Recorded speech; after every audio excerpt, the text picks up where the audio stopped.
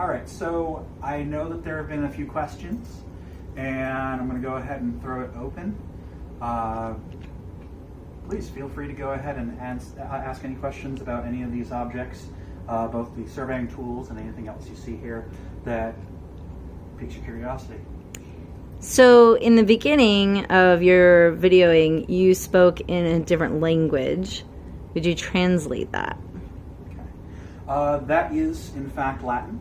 The first couple of words were salve quiribus, that's welcome or hello, citizen, and salve omnes, to all, because not every person out there happened to be a citizen of Rome.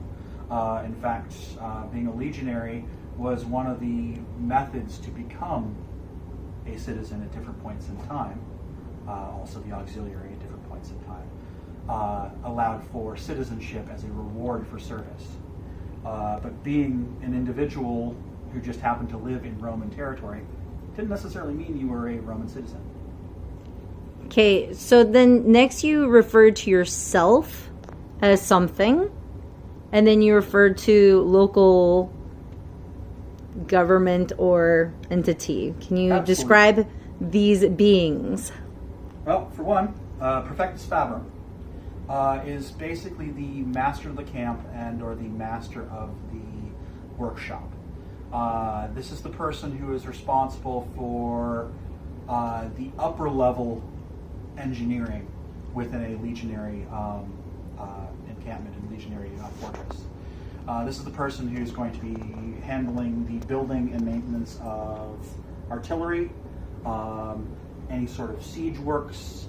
He's the person who's going to be detailing other individual troops to go out and do different road work or do different building operations that are necessary for expanding the empire.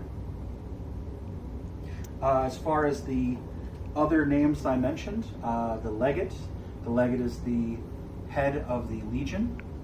This is actually a appointed position and one that's kind of the feather in the cap for politically and well-connected families back in Rome. Usually this person is basically relatively young and upperly mobile in political scene, and ends up becoming, hopefully up to higher office. Also, this ends up with them being the person who also doesn't necessarily know about how the military operations work. So the legate relies on the first spear centurio and the Perfectus Fabrum, amongst others, to inform them, here's what the Legion can do, here's how the Legion does what it does. So you kind of have this, non-military lead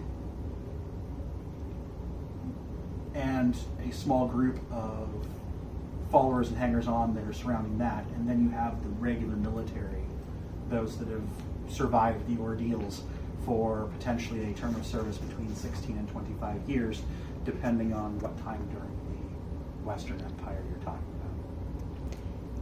about. So when we first started, you were writing on this thing. Can you tell me more about it? Yep. That is a wax tablet. This is your note-taking device. When you are quickly jotting notes in the field, the one you took a close-up of just a few seconds ago included some diagrams for firing tables for one of these artillery machines. This is how you get notes. If you needed to pass it off to a superior officer, you would pass it off. If you needed to pass it off to the junior officer, say, here, take this, follow these instructions, go. You could do this. If you wanted to make it permanent, you would probably put it onto a section of either written on wood, written on thin wood, written on papyrus, like this right here, or otherwise. These would be committing things to permanence that are not necessarily what's done with these. With these, you heat up the other end of your stylus tool over a flame, and then you wipe with the hot stylus across your wax to basically get it back to not written on anymore. So if you want to erase, that's how you erase. Otherwise, you just scribe in. Some have surmised that wax tablets like this could have been covered in ink and then a piece of paper stamped onto it to provide an imprint. The problem with that is that's an awful lot of expensive ink to be using and an awful lot of large chance of that screwing up. So I honestly believe that wax tablets, that's how you did things, and then when you wanted to transcribe it, you took your time and or found somebody really good with their hand with calligraphy or otherwise and got the job done. So you have a number of weapons here. I'm seeing crossbow. Crossbow was not a weapon of the Legion specifically, but the Velites, who were the hunters of the Legion, they were another immune group. The immunes, by the way, included the Architectus, of which I am one. Basically, the Architectus at the highest levels would become the Praefectus Fabrum. This particular crossbow is a Roman hunting crossbow.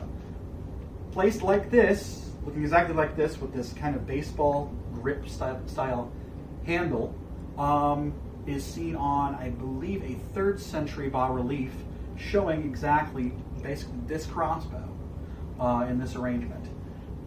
Over there we've got a single span ballista, or Scorpio ballista. Larger ballistas would obviously be made many times over, but this type of ballista is one for firing short bolts.